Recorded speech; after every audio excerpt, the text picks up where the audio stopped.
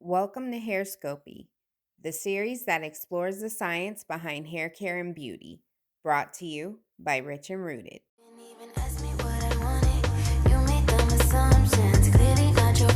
I felt it only right to make the topic of our very first episode of Hairscopy addressing pH.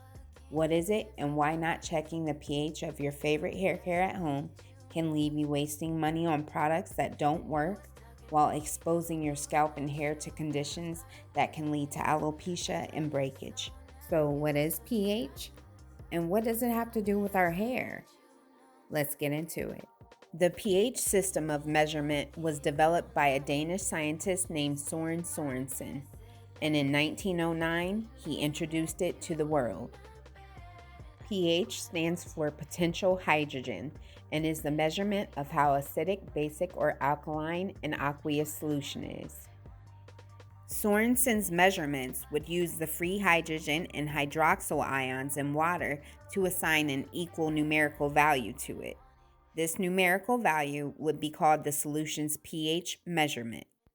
These values could be displayed on a scale with values ranging from 0 to 14, 0 being the most acidic, 7 being neutral, and 14 being the most alkaline. Now it's time to unravel what this guy's discovery has to do with your hair care. Because hair and skin are slightly acidic by nature, your scalp and hair's pH can fall anywhere between a 4 and 7 on the pH scale.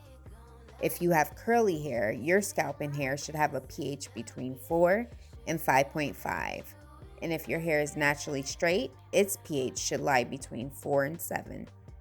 Scalps that produce curly hair have a need to maintain a more acidic environment because curly hair strands contain cuticles that are open, which allows moisture to escape.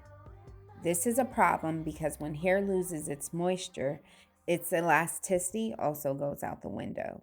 And if elasticity is missing, your hair will lose its ability to stretch and bend and will be 10 times more susceptible to breakage.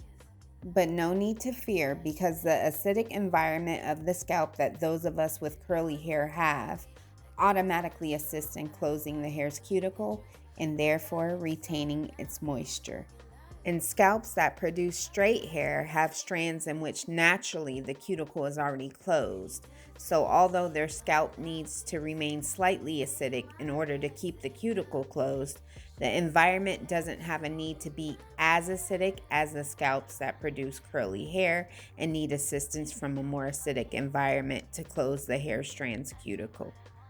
Now that we know about where our scalp and hair should fall on the pH scale, it's time to break down the practices, products, and treatments you may be using that can create an imbalance in your hair and scalp's pH.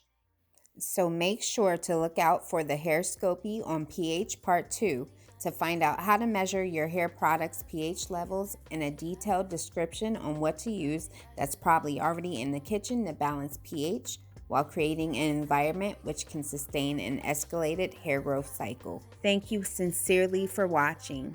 Leave a comment below to let us know how we're doing, and if you enjoyed the video, leave a thumbs up and hit subscribe.